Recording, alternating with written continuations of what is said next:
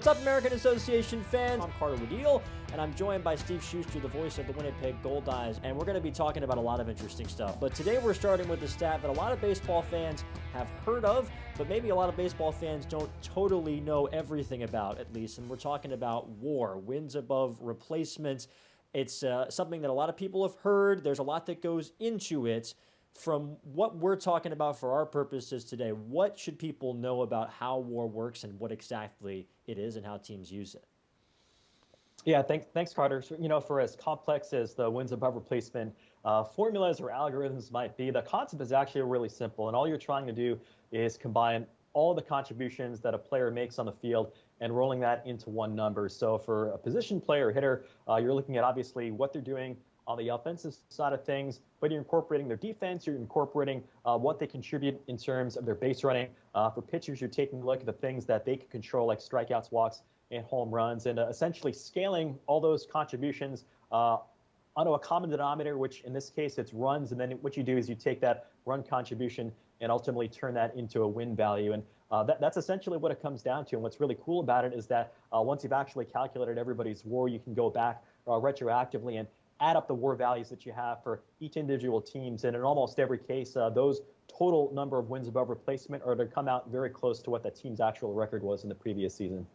And we're going to be taking a look at which players accrued the highest WAR numbers this past season, looking ahead to 2022 as well. But before we do that, before we look at the numbers, I know there are a lot of kind of misconceptions when it comes to this statistic. There are do's and don'ts almost. What should people know, and what do you think people sometimes do with this stat that maybe they shouldn't?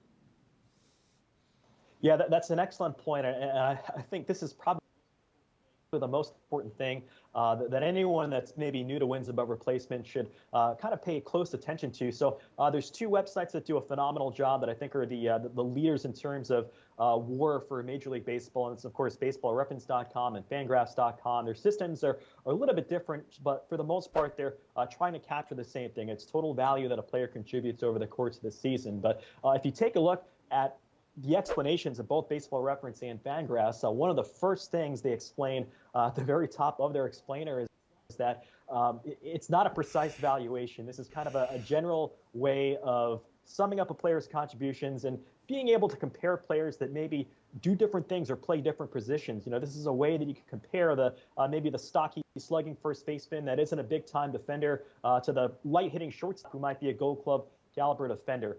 That's essentially what you're trying to do when you're using wins above replacement.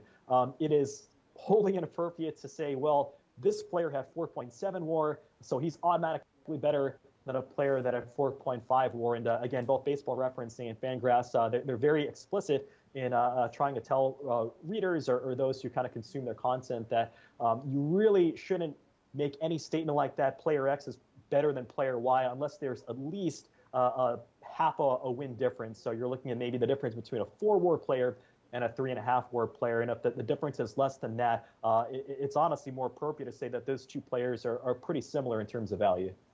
So armed with that knowledge, then, let's take a look at, and this is separate for position players and pitchers, let's take a look at the top position players in the American Association in 2021.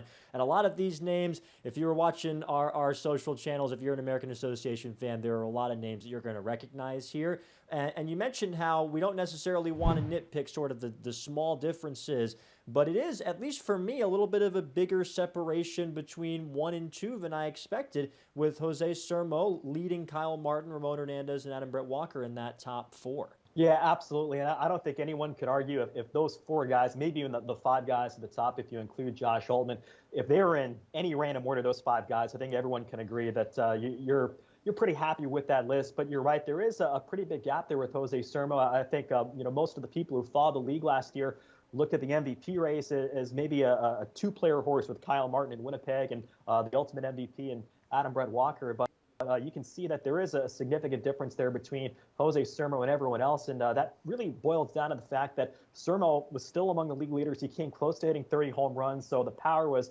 on par with the guys like Kyle Martin and Adam Brett Walker. But his big separator, one, he plays a more premium defensive position over at third base. And more importantly, he draws a ton of walks. He's always been a guy that runs deep counts and certainly showed that last year among the league leaders in bases on balls. So he combined the on base ability, which is a big driver behind the offensive component of our wins above replacement model. And that's why Jose Sermo from Sioux City ranks so high on the list.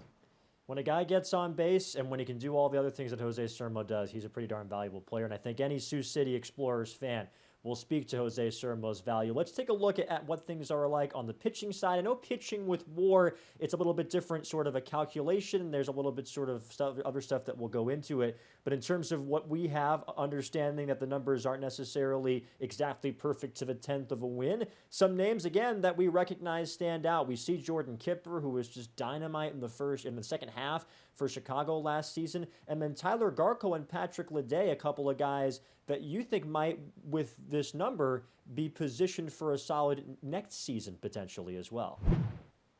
Absolutely. So the two big things to unpack with the pitching side of our wins replacement model, one, and this is true for any viable WAR model, is that one of the other pieces of information that are factored in are the league run environment and more importantly, the park environment. So we'll have a video later on talking about the actual park factors across the American Association. If you follow the league, we know that a place like Sioux Falls, where Angel Ventura and Tyler Garko pitched last year, it's a very offensive-friendly ballpark.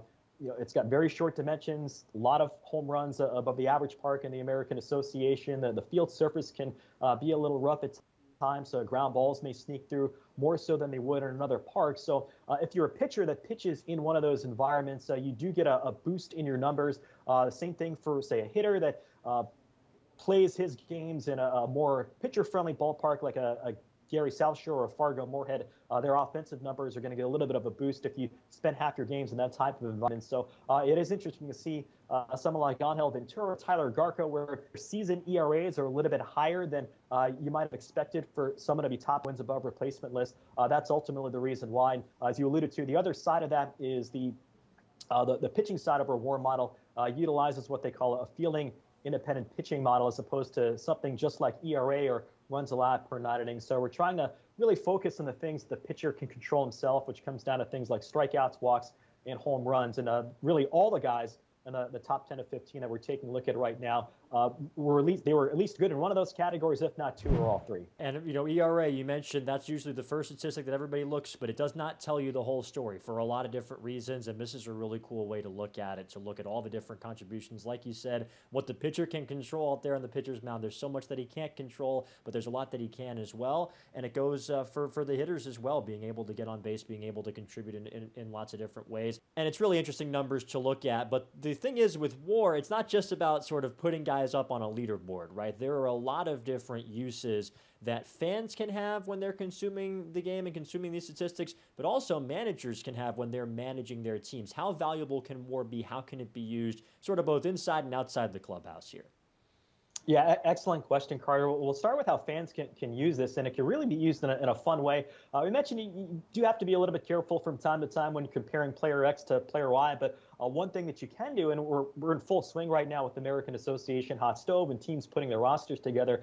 As those rosters are being built, you can take a look at your favorite team or maybe a rival team and add up the WAR values that those players had the previous season to get a general idea of, where is your team expected to fall this year? You get a general idea. Is this a 55-win team? Is this a 60-win team? Is this a 65-win juggernaut like we saw Kansas City last year? So that's kind of a fun way that I think fans of any team in the American Association can utilize WAR.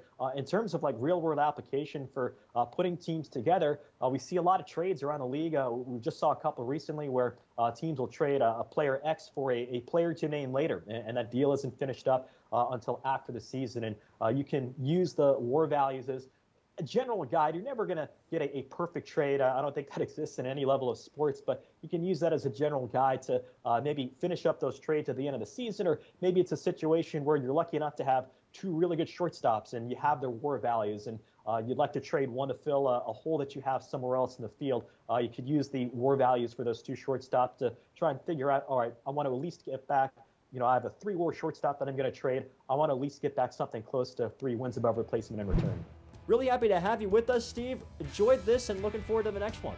Same here. Thanks so much, Carter. This has been Inside the Association. We'll talk to you soon.